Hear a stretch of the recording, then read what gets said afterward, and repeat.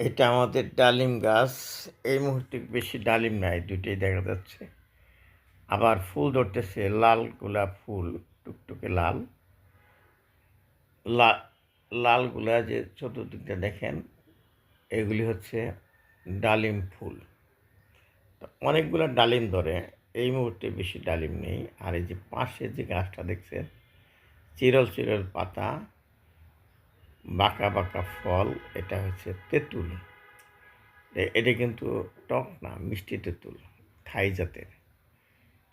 সারা বছরই ধরে। এই মুহূর্তে পরিপক্ক তেঁতুল কম আছে, ছোট ছোট দেখা যাচ্ছে গাছে। এটা একটা খুবই সুন্দর জিনিস ছাদ বাগানে।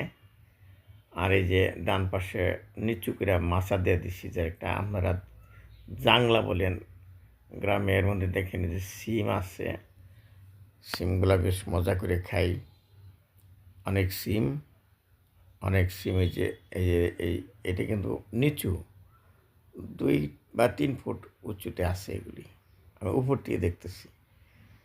আর কিছু সিম আছে যে পেয়ারা গাছে উঠে দিছি।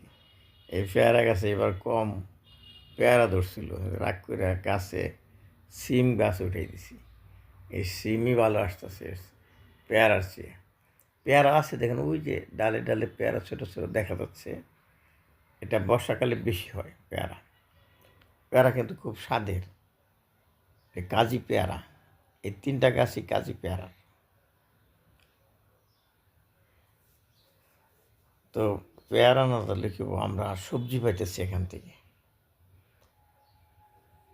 আমাদের ছাদ বাগানে।